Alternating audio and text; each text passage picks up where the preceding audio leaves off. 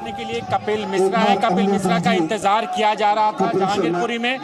हालांकि खबर यह है कि दिल्ली पुलिस ने कपिल मिश्रा को डिटेन किया है, लेकिन उसके बाद खुद कपिल मिश्रा ने ट्वीट कर बताया वो जहांगीरपुरी पहुंच रहे हैं और जहांगीरपुरी पहुंच गए। कपिल जी, खबर यह है कि दिल्ली पुलिस ने आपको डिटेन कर लिया सिविल लाइंस में, फिर आपका ट्वीट आया कि आप खुद आ रहे हैं। नहीं, पुलिस सुरक्षा व्यवस्था को जरूर देख रही थी और उसके कारण एक बार पुलिस के अधिकारी आए थे, लेकिन मैं आभार व्यक्त करना चाहता हूं जैसी अभूतपूर्व सुरक्षा व्यवस्था दिल्ली पुलिस ने की है।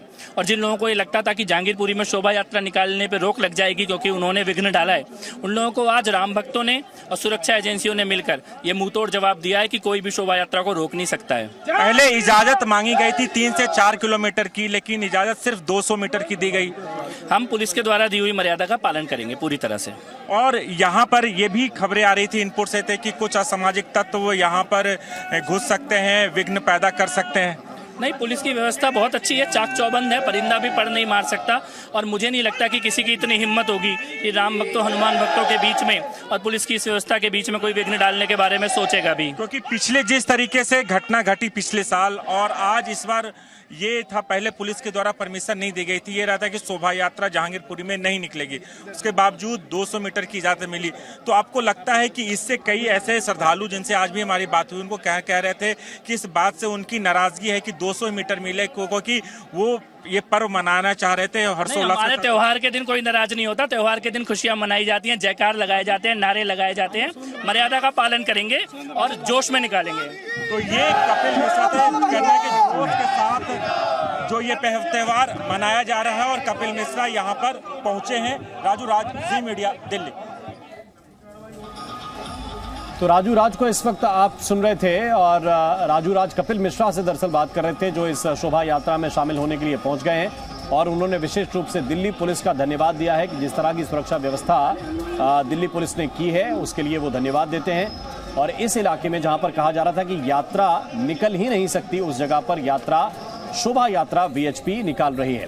और इसके साथ साथ आज हनुमान जन्मोत्सव के मौके पर, बीजेपी के स्थापना दिवस के मौके पर प्रधानमंत्री नरेंद्र मोदी ने कार्यकर्ताओं को संबोधित किया और बताया कि भगवान हनुमान के जीवन से क्या सीखा जा सकता है। तो आपको हम वो बड़ी बातें सुनाते हैं।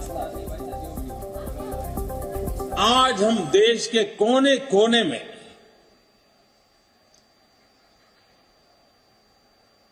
भगवान हनुमान जी की जन्म जयंती मना रहे हैं। बजरंग बली के नाम का घोष चारों तरफ गूंज रहा है। हनुमान जी का जीवन, उनके जीवन के प्रमुख प्रसंग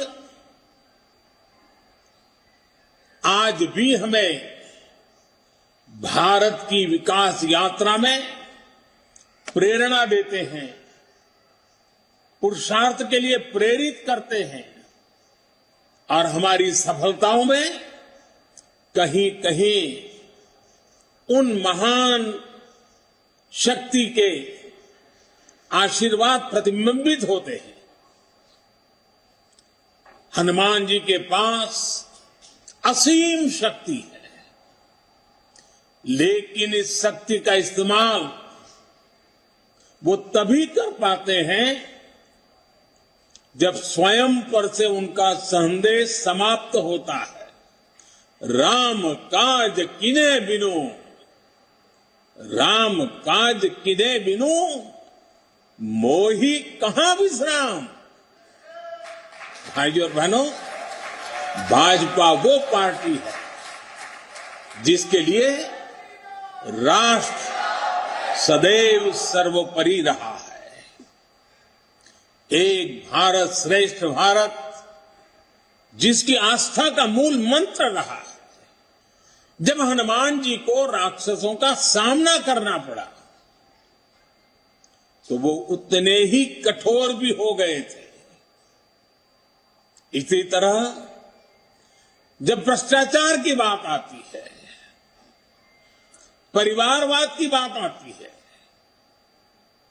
कानून व्यवस्था की बात आती है, तो भाजपा उतनी ही संकल्पबद्ध हो जाती है मां भारती को इन बुराइयों से मुक्ति दिलाने के लिए। कठोर होना पड़े तो कठोर भी हो। Z News.